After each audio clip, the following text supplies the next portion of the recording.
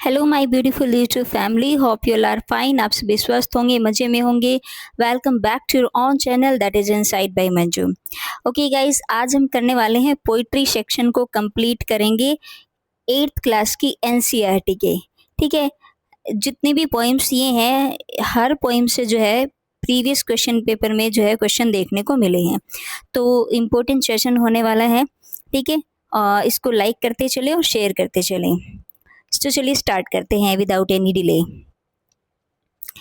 Macavity the mystery cat by T S. Eliot 2024 में भी question है, इससे 2023 में भी क्वेश्चन है। ठीक है, the mystery cat by Macavity the mystery cat by T S. Eliot. T S. Eliot के द्वारा जो है ये आपकी मैकेविटी द मिस्ट्री कैट जो है, इसमें एक्चुअली कैट तो एक सिंबल है, लेकिन एक जासूस की बात हुई है जो है बार बार पुलिस को चकमा देकर निकल जाता है और वो जो है पुलिस के हाथ नहीं लगता, तो उसको लेकर उन्होंने बताया है कि वो कैट कितनी चालाक है। इट मीन्स वो थीफ या जो आई थिंक थीफ ही है शायद इसमें।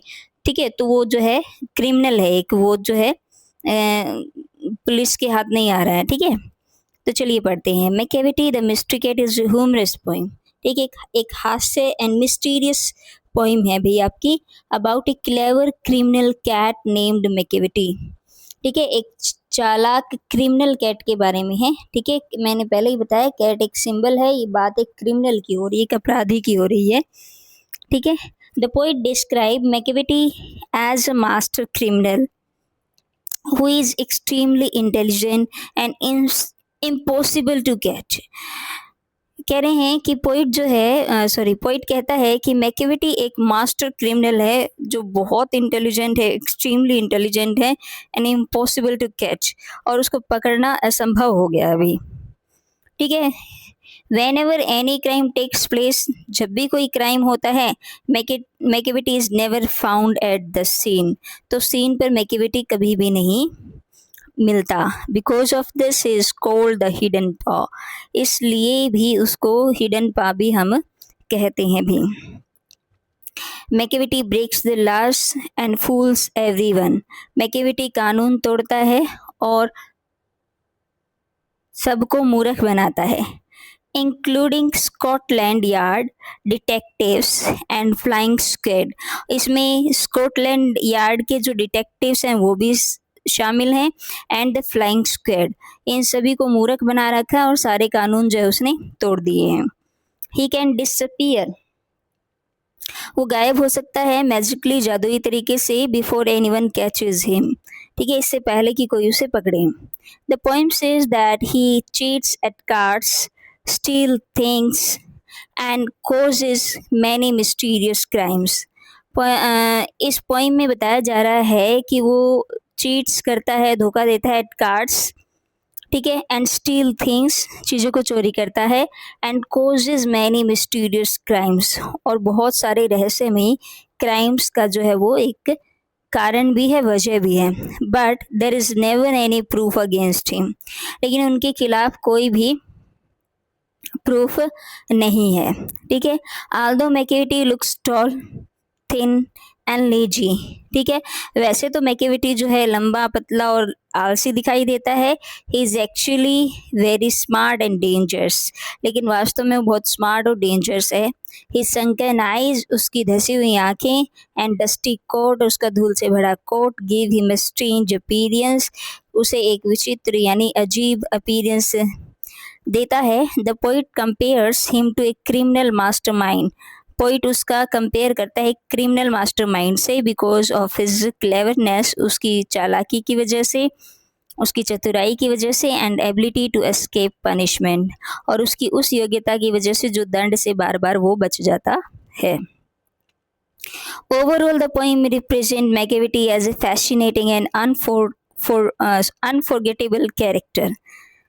कुल मिलाकर पोइम जो है प्रेजेंट करती है मैकेविटी को एक फैसिनेटिंग, एक आकर्षित और एक जिसको भूला न जा सके उस पात्र के रूप में, हु प्रेजेंट मिस्ट्री, जो प्रेजेंट करते हैं रहस्य, intelligence and deception in playful वे।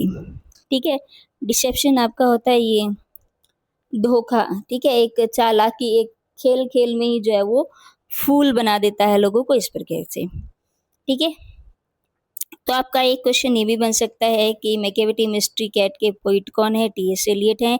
और 2023 में क्वेश्चन आया था कि कौन से प्रोफेसर के बारे में बात हुई है, तो ये प्रोफेसर मोरारिटी के बारे में बात हुई है इसमें। जो मिस्ट्री कैट जिसको हम कह रहे हैं मैकेविटी, मैकेविटी एक सिंबल है प्रोफेसर मोरारिटी की। ठीक है, तो ये आपकी पोइम थी Macavity the mystery cat by T S Eliot. ठीक है, नेक्स्ट अपनी पोइम है the last bargain by Rabindranath Tagore. ठीक है, द लास्ट बार्गेन, आखिरी बार्गेन, आखिरी समझौता जो है बाय रविंद्रनाथ टैगोर, रविंद्रनाथ टैगोर की ये पोइम है आपकी। The Last Bargain is a beautiful poem in which the poet searches for a job or bargain throughout the day. ठीक है, इस पोइम में जो है क्या करता है पोइट, ये बहुत ब्यूटीफुल पोइम है और पोइट जो है वो एक जॉब की सर्च में है, तलाश में है, या बार्गेन की भी थ्रू आउट द डे, दिन के दौरान। ठीक है, different people offer him work with him different kinds of rewards. अलग अलग लोग अलग अलग तरीके से उसको अलग अलग प्रकार के जो है रिवॉर्ड्स जो है ऑफर करते हैं, बट ही रिफ्यूजेस, लेकिन वो इनकार कर देता है ईच ऑफर, प्रत्येक ऑफर को, because he wants true freedom and happiness, क्योंकि वो एक वास्तविक से आज़ादी और खुशी चाहता था। First king offers him power and wealth, सबसे पहले एक राजा आता है जो उसको ऑफर करता है पावर और वेल्थ को भी।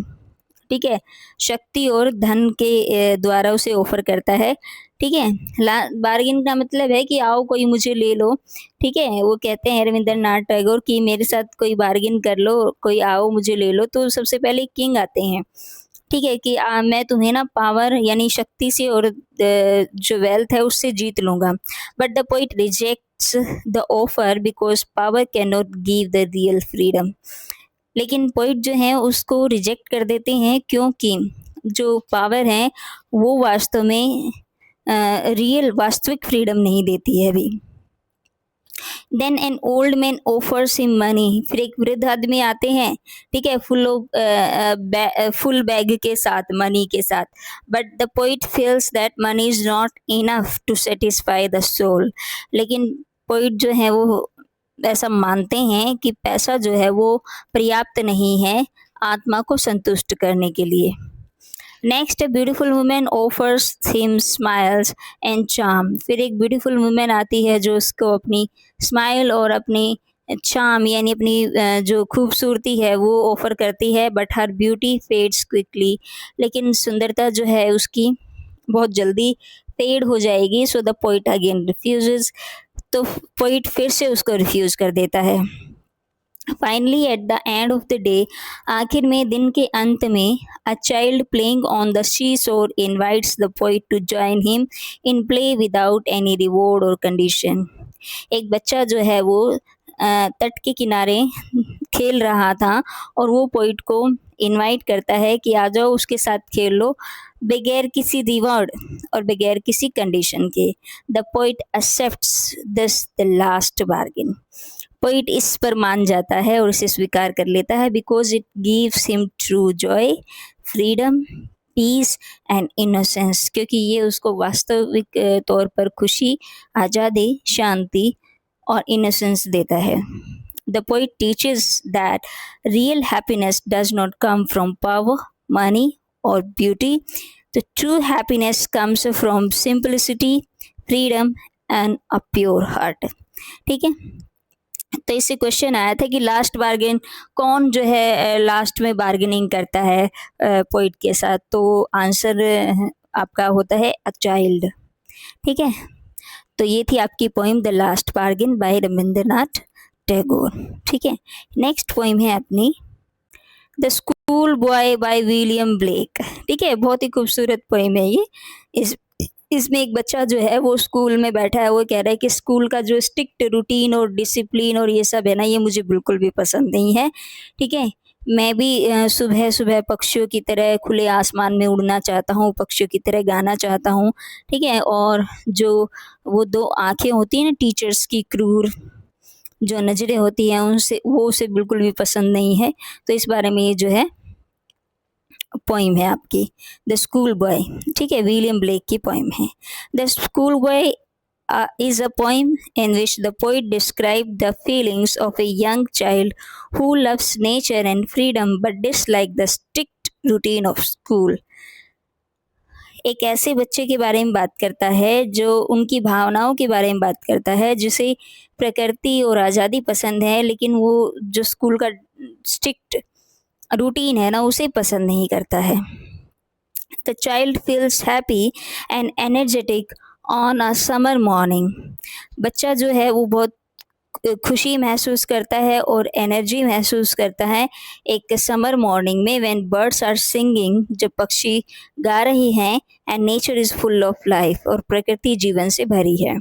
ही एन्जॉयज लर्निंग फ्रॉम नेचर, वो प्रकृति से सीखने में एंजॉय करता है, and wants to spend time outdoor, ठीक है, और स्कूल के बाहर, आउटडोर मतलब स्कूल के बाहर कुछ समय वो बिताना पसंद करता है। हाउएवर, जबकि when he has to go to school, जब वो स्कूल जाता है, his joy disappear, तो उसकी खुशी जो है वो गायब हो जाती है। The classroom feels dull and oppressive, क्योंकि क्लासरूम जो है ना उसको कैसी लगती है, नीरस और ऑप्रेसिव लगती है। ऑप्रेसिव समझते हैं आप, शोषण, दमन या डोमिनेटिंग हम कह सकते हैं। And the child can not concentrate, और चाइल्ड जो है वो ध्यान भी नहीं कर पाता है, बिकॉज ही फील्स ट्रैप्ड, क्योंकि उसको लगता है कि वो तो किसी ट्रैप में फंस गया है। The poet compares children to birds, अब पोइट जो है यहाँ पर बच्चे को कंपेयर करता है उन पक्षियों से, एंड प्लांट्स, और उन पौधों से, and saying that just as a bird cannot sing happily in a cage, और सिर्फ ये कहने की कोशिश करता है कि जिस प्रकार एक पक्षी जो है खुशी से एक पिंजरे में नहीं गा सकता, या a plant can not grow properly without sunlight, और बगैर धूप के एक प्लांट अच्छे तरीके से ग्रो नहीं कर सकता, तो children also can not develop fully without freedom and happiness, तो बच्चे का भी विकास पूरी तरीके से नहीं हो सकता उसकी आज़ादी और उसकी खुशी के साथ, ठीक है। जब तक उसको उसकी पूरी आज़ादी नहीं मिलती और उसको हैप्पीनेस नहीं मिलती, तब तक बच्चे का भी विकास नहीं हो सकता है, ठीक है। तो through this poem William Blake criticise the rigid education system, तो इस पोइम के द्वारा विलियम ब्लेक जो है आलोचना करते हैं उस कठोर शिक्षा प्रणाली की, दैट सप्रेस, जो दबा देती है children's natural creativity and joy, बच्चे की जो वास्तविक, जो प्राकृतिक क्रिएटिविटी है, रचनात्मकता है, और उसकी खुशी है, जो उसको सप्रेसेस, दबाती है, उसकी क्या करता है भी, क्रिटिसाइज करता है, आलोचना करता है। He believes that learning should be joyful, वो मानते हैं, उनका मानना है कि लर्निंग जो है वो जॉयफुल होनी चाहिए, एंड कनेक्टेड विद नेचर, और प्रकृति से जुड़ी होनी चाहिए, rather than forced and fearful, किसी फोर्स और फियरफुल टीचिंग लर्निंग के बजाय क्या होनी चाहिए, जॉयफुल होनी चाहिए, ठीक है। तो ये थी आपकी स्कूल बॉय पोइम, और यहाँ से क्वेश्चन आया हुआ है, ठीक है। ये अभी हमने बात की थी ना कि वो जो बता रहे हैं अभी कि एक बर्ड जो है वो सिंग नहीं कर सकता है, यहाँ से क्वेश्चन आया था, ठीक है, कि ये आप एक उभरती हुई पत्ती को मत तोड़ो, अभी से एक उभरते हुए टहनी को मत तोड़ो, आपने तो जैसे ही वो टहनी बाहर हुई है और उसकी गर्दन तोड़ दी है, ऐसा कुछ करके क्वेश्चन जो है आपका आया हुआ था, ठीक है। तो ये आपकी द स्कूल बॉय पोइम है बाय विलियम ब्लेक। नेक्स्ट अपनी पोइम है When I Set Out for Lyoness by Thomas Hardy, ठीक है। When I Set Out, जब मैं निकलूँ, for Lyoness के लिए, जैसे हमने the lake Aizawl of Innisfree पढ़ी ना, वहाँ इनिसफ्री एक इमेजनरी प्लेस था, तो ऐसे ही लियोनेस भी एक इमेजनरी प्लेस है थॉमस हार्डी के लिए।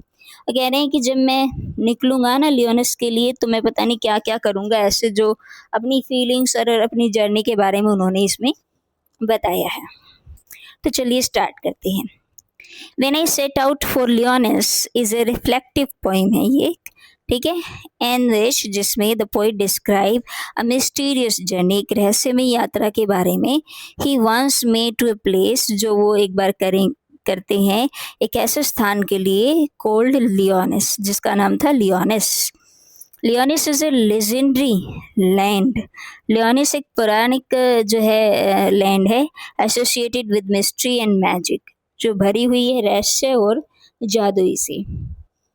The poet says that he travelled there, वो वहाँ पर यात्रा करता था, on a cold and starry night, एक ठंडी और तारों की रात में, when no one could guess, जब कोई अनुमान नहीं लगा सकता, what would happen to him, कि उसके साथ क्या होगा।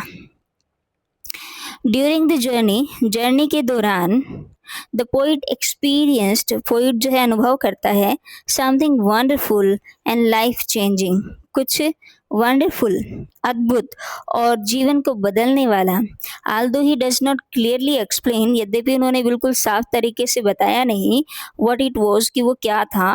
When he return the next morning, लेकिन जब अगली सुबह वो लौटते हैं, people noticed a great change him, लेकिन लोग जो हैं उनमें एक बहुत बड़ा बदलाव जो है वो नोटिस करते हैं भी। His face appeared brighter and more joyful, उनका चेहरा जो है वो बहुत ज़्यादा चमकदार और खुशी से भरा हुआ है।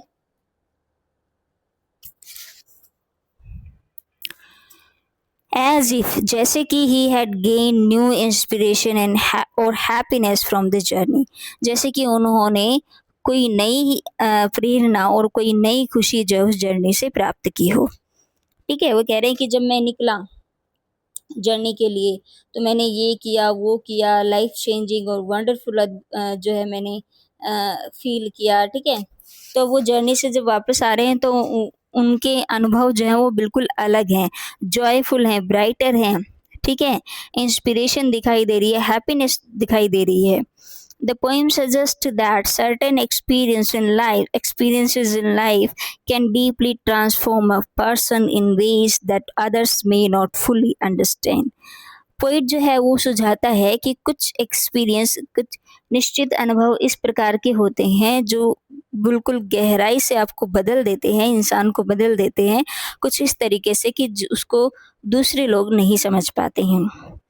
Hardy uses mystery and imagination to show the power of personal experiences and inner change. Hardy जो है वो रहस्य और कल्पनाओं को जो है क्या करते हैं, इस्तेमाल करते हैं ये दिखाने के लिए कि power of personal experience and inner change, के अंदर से जो बदलाव आता है और जो व्यक्तिगत अनुभव होता है, तो तब हमें कैसा महसूस होता है और क्या नज़र आता है, तो उसके लिए मिस्ट्री और इमेजिनेशन जो है उसका इस्तेमाल ये करते हैं।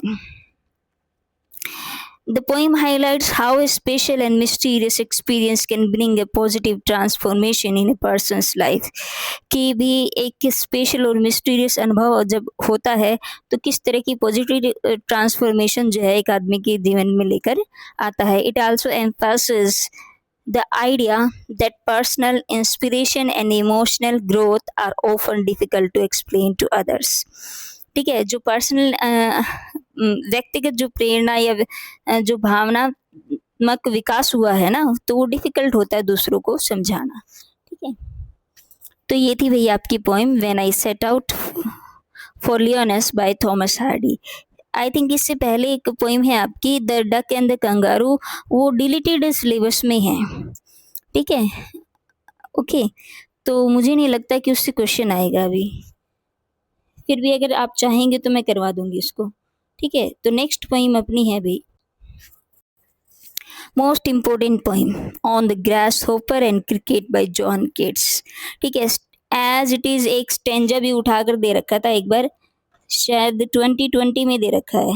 हाँ, एक स्टेंजा उठा के एज इट इज स्टेंजा आया हुआ है पेपर में इस पोइम से, on the grasshopper and cricket से।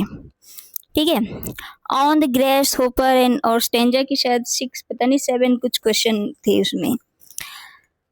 On the Grasshopper and Cricket is a short nature poem in which the poet says that the beauty and music of nature never end. ठीक है, कि grace hopper वो होता है आपका, क्या बोलते हैं इसको, टिड्डा होता है शायद, हाँ टिड्डा होता है, ठीक है, और क्रिकेट होता है झिंगुर। ठीक है, तो ये एक छोटी सी नेचर पोइम है, ठीक है, जिसमें पोइट जो है वो बताता है कि जो नेचर की सुंदरता है ना और जो उसका संगीत है वो कभी भी, उसका अंत कभी भी नहीं होता। So even when one creature become silent, यहाँ तक कि जब एक क्रिएचर जो वो बिल्कुल साइलेंट होता है तो अनदर कंटिन्यूज नेचर सॉन्ग, तो कोई और दूसरा जो है कंटिन्यू कर देता है प्रकृति के गीत को। ठीक है, ये जो प्रकृति का गीत है ना, कभी भी इसका कोई अंत नहीं है।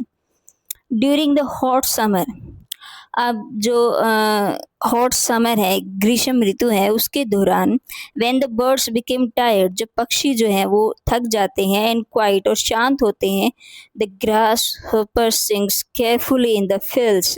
ठीक है, तो ग्रास होपर जो है ना वो गाते हैं चीयरफुली, खुशी से, इन द फील्ड्स, खेतों में, एंड कीप्स नेचर अलाइव, और प्रकृति को जीवंत रखते हैं विद इट्स वॉइस, अपनी आवाज़ के साथ।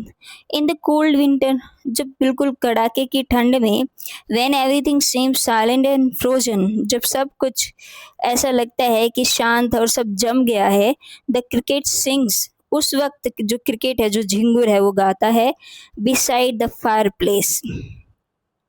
ठीक है, फायर प्लेस के बगल में, and giving warmth and comfort to the people, और लोगों को जो है कंफर्ट और वार्मथ वो देता है भी। थ्रू दीज टू इंसेक्ट, इन दोनों इंसेक्ट की वजह से, किड्स शोज दैट, किड्स ये दिखाते हैं कि nature is always active and full of life in every season, कि प्रकृति जो है वो हमेशा एक्टिव रहती है और जीवन से भरी हुई रहती है, जीवंत रहती है प्रत्येक सीजन में। The poem celebrates the ever lasting Joy, ठीक है, पोइम जो है वो हमेशा एवर लास्टिंग, हमेशा चलने वाली खुशी, energy and harmony of nature है भाई। ठीक है, तो ये थी आपकी पोइम। एक बार तो स्टेंजा हुआ और एक बार ये क्वेश्चन आया है कि जो दूर कहीं घास में से, खेतों में से, घास में से किसकी आवाज़ आ रही है, तो वो आ रही थी आपकी ग्रेस होपर की। ठीक है, so that's all for today. ये थी आपकी all the 5 poem, 8th class की एनसीईआरटी की सभी पोइम, 7.8 पोइम थी, उसमें से मैंने भी आपको बताया ना, the duck and the kangaroo deleted syllabus में है, तो मुझे नहीं लगता कि उससे क्वेश्चन आना चाहिए, लेकिन अगर आएगा तो फिर भी मैं एक बार उसको भी जो है करवा दूंगी। ठीक है, तो ये पोइट्री सेक्शन जो है 7, 8 और 9th क्लास का कंप्लीट हम कर चुके हैं। ठीक है, आप प्लेलिस्ट में जाकर वीडियो चेकआउट कर सकते हैं। ठीक है, अगर आपको मेरा कंटेंट अच्छा लग रहा है और वीडियो अच्छी लग रही है तो चैनल को लाइक करें, सब्सक्राइब करें और शेयर करें to the needed one. Thanks for watching and have a nice day.